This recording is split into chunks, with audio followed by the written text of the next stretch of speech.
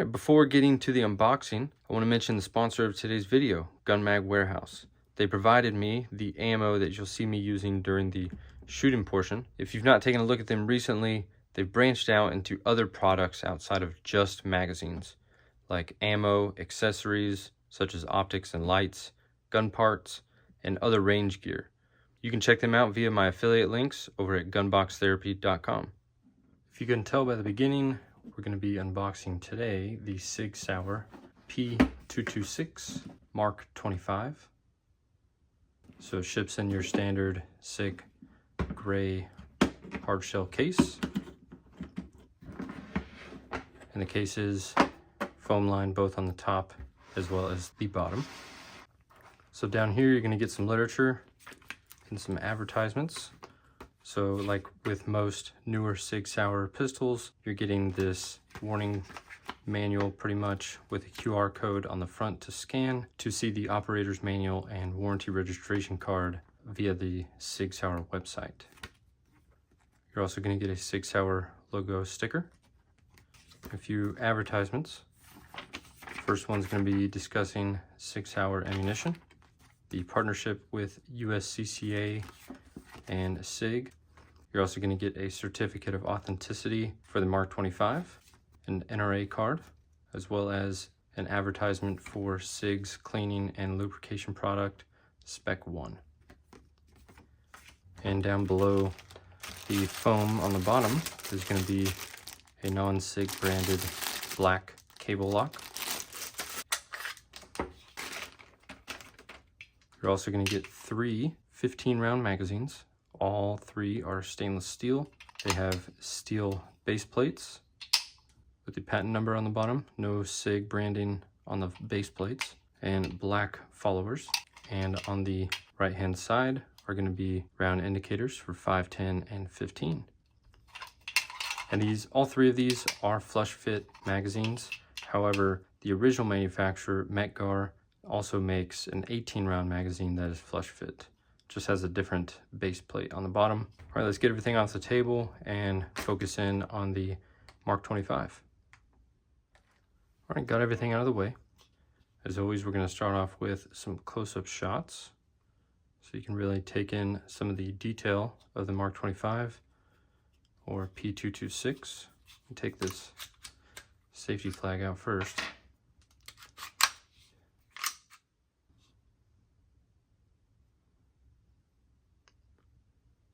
So essentially the MK25, I'll give a little bit of back history on what it is. The original P226 gained its notoriety from being a submission under the XM9 service pistol trials. During phase 3 of the trials, there were 2 handguns left, the 226 and the M9. Ultimately, the M9 won out. Rumor has it that this was due to Beretta being able to outbid on the price per unit as compared to the 226. I'm assuming the 226 was going to cost the US Army more. So essentially the 226 came out in second. After failures through testing by Naval Special Warfare of the Beretta M9, they seeked out a different handgun, and thus the P226 MK24 was born. So the differences between the MK25 and the MK24 are pretty minimal, but that is kind of where this has gained its notoriety from. We'll start off with simple takedown and then go over the barrel and internals. So you just slide to the rear, lock it up, take your takedown lever, pull it down, and release the slide, and everything should come off. So as you can see in here already, it does include a braided recoil spring and a steel guide rod. And then the barrel just comes out like your standard handgun. So the barrel here, this is kind of one of the features that sets the Mark 25 apart from other 226s, is that the barrel is coated in phosphate and it is also chrome lined. I'm going to show you the chrome lining there, as you can see on the crown. So the phosphate coatings are present throughout this gun internally and of course on the barrel, and that's just to prevent corrosion from salt water. So the barrel here is going to be a 4.4 inch barrel constructed of carbon steel, and I'm going to assume that it's 1 in 10 right hand twist. However, that was not information that I could find out. So let's move over to the slide. So the slide here is going to be constructed of carbon steel. It's going to feature a nitron finish. So this is a very slick finish, but also not too slick. It's not very reflective at all. It's going to feature slide serrations in the rear only, on both sides, nothing in the front.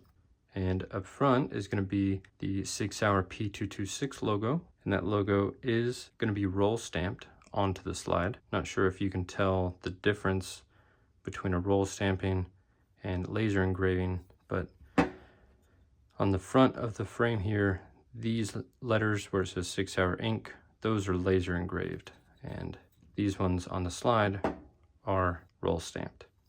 It's also going to feature a laser etched anchor after the P226 logo, and this anchor is present on the Mark 25, and it's also present, I don't really see this discussed a lot, but it's also present on the US Navy's Mark 18 Mod 0 lower receivers. And I'll go ahead and slide in a picture of that here. There's not going to be any optic cuts of any type on the back here, but you are going to get Siglite night sights. So there's 2 tritium vials in the rear and a single tritium vial in the front. Both iron sights are dovetailed into the slide. They're both steel and black in color, and there is a white circle encircling both tritium dials in the rear and a white circle encircling the tritium vial in the front. Let's move on over to the frame. So the frame here is going to be constructed of an aluminum alloy, and it features a Type 3 hard coat anodized finish all throughout. One of the differences between the Mark 25, Mark 24 is that the Mark 24 did not have a full-size 1913 rail on the front. The 25 does, and it has 3 sections of Picatinny rail. Also, the regular P226 has the Sig proprietary rail. It's kind of a moon-shaped design on the bottom. It's going to feature horizontal serrations on the front of the trigger guard and horizontal serrations on the front of the pistol grip. And speaking of the grips, these are going to be polymer, and it molds all the way around. And these are the classic style grips. There is a newer version that features that same grip texture that you see on the 320 and the 365. But this one is pretty nice. I like how high up it goes. This is a 2-piece design. You can see the split down on the rear here, but I like how ergonomic this feels in the hand. Another major difference between the Mark 25 and most P226s for sale is that the beaver tail in the rear is going to be cut. So you can see it radiused right there. And I will note that at first glance, taking this out of the box, the machining is amazing, both on the slide and the frame. You don't see machining marks anywhere. It seems like Sig puts a different type of care into this or some of their classic line pistols than they do on the 320 or 365. So the frame does feature almost full rails. So you can see where the rail starts in the front here and goes all the way to the rear, cuts off here, and then there's more rails in the back. Same as featured on the other side. And another difference in regards to the Mark 25 is towards the front of the frame, you are going to get a UID label, and that's just present for inventory purposes when it comes to DoD purchases. All the internal components are either going to be phosphate coated or nickel plated, as well as all of your controls. Let me get this put back together and then we'll start going over the controls in just a second. So in reverse order, you're going to start towards the front of the frame, match it up with the slide, go all the way to the rear, lock it in place, and put the takedown lever in the up position and take the slide back home. So going back to the controls, like I demonstrated here, this is going to be your takedown lever. It's also going to feature a steel trigger, and it is curved. And the trigger weight here is going to be, you're going to have 2 different trigger weights essentially, because this is a hammer fired gun, and it is also double action, single action. So you're gonna have your double action trigger pull. That's gonna come in at 10 pounds, and any subsequent trigger pulls. So I'll demonstrate here how that functions. So this trigger pull is gonna be 10 pounds, and you can watch the hammer come back. And then when you fire that first round, slide's gonna reciprocate and come back home, and the hammer is gonna be in the down position.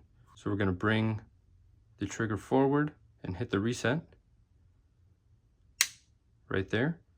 And your single action trigger pull is gonna be 4.4 pounds. So very light, not much creep there, and very crisp. So moving on back to the controls. So this lever right here is gonna be your decocking lever. So if you didn't see me use that already, when the hammer is in the down position, you have a round chambered and you want to put the hammer back forward, there's no need to pull the trigger and ride the hammer forward. It's pretty unsafe to do that, but on the 226, you can take this lever, pull it down, you're going to feel it click, and as you come back up, it's riding that hammer back forward. This right here is going to be a non-ambi slide stop slide release, a non-reversible magazine release button. At least I couldn't find any information in regards to being able to switch that to the other side. You may be able to. If I'm wrong, just correct me in the comments. Let's go ahead and demonstrate how the magazines sit. So like I said, these are all flush fit magazines. They're all the same 15 round Sig branded mags, and they drop free. All right, so we're going to transition over to some shooting footage, and I'll give you guys my final thoughts and opinions on the P226 MK25.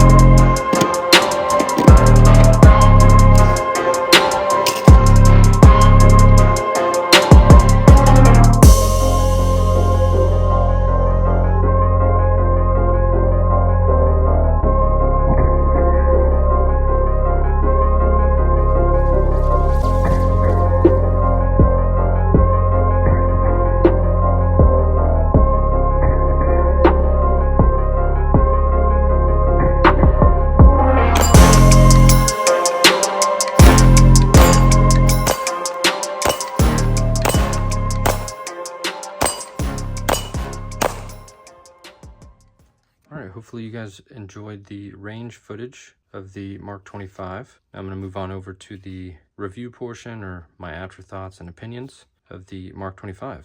So to start things off, I want to be transparent with where the basis for my review / opinions come from. Gun Mag Warehouse did send over 250 rounds, which I shot all of those. Out of my personal inventory, I shot over 500 rounds, so let's just say 750 rounds. Many range days, both good and bad. And bad meaning I just wasn't feeling it at the time. All while using the 3 magazines that came in the box with the MK25. So I'm going to start off first by discussing the negatives, because I feel like that's kind of a better place to start for someone in the market for maybe their first time, or just in the market for a gun such as this, because it does come with kind of a heavy price tag. There's very limited negatives that I have when it comes to the MK25, but the first that I'm going to discuss is going to be the finish on the barrel.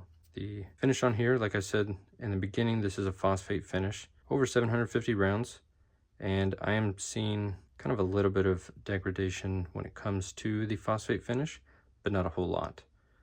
Just seems to wear a little bit faster than something like nitride or Sig's finish, the nitron finish. Not a huge negative, just something I thought I'd want to mention. The second thing is holsters. So I did go with a T-Rex Arms Ragnarok outside the waistband holster with a QLS adapter from Safariland. So when it comes to holsters, you're going to find a lot of holsters are made for the P226. However, a lot of them, most of the manufacturers state they're specifically not made for the Mark 25 P226. The reason for that is because of the rail on the bottom. But a lot of people will say, and you'll see on the internet, a lot of people say that the Mark 25 with a light on it is the same as the P226 with a light on it. I quickly found, and T-Rex Arms did state that this one did not work with the Mark 25 and a light, but I just wanted to see if everybody was right. So ordered this up and quickly found that the top side of the slide, so these two sections along the edge here,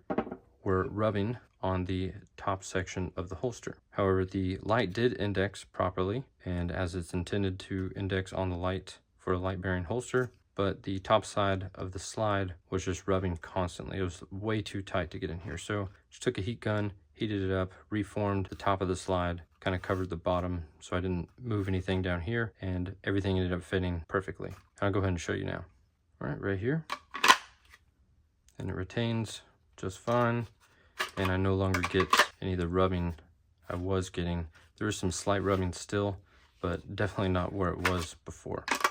All right, so those are the two negatives that I was able to find with the Mark 25. So let's move on over to the positives. So during my range testing, I did not run into a single malfunction. Nothing went wrong as far as stovepipes or light primer strikes, failure to feed, failure to extract. Nothing happened. Didn't run into a single issue. So placement and manipulation of the controls. It's very straightforward, easy to learn, and they work every time you want it to work. The downside is if you are left-handed, you're not going to have anything on this side. However, you can swap the magazine release over, but as far as your decocking lever and slide stop slide release, that's only present on the left side of the gun. Iron sights and night sights, I actually like the lower setting sight picture on a handgun than I do the suppressor height sights. It leaves less room for error or miscorrection when you're shooting. And because of the weight and size, the felt recoil is extremely limited, and you don't get any of the flippiness that you do with a lot of polymer framed or smaller handguns, and that's strictly due to the weight and size. So when it comes to new shooters, I hands down will always recommend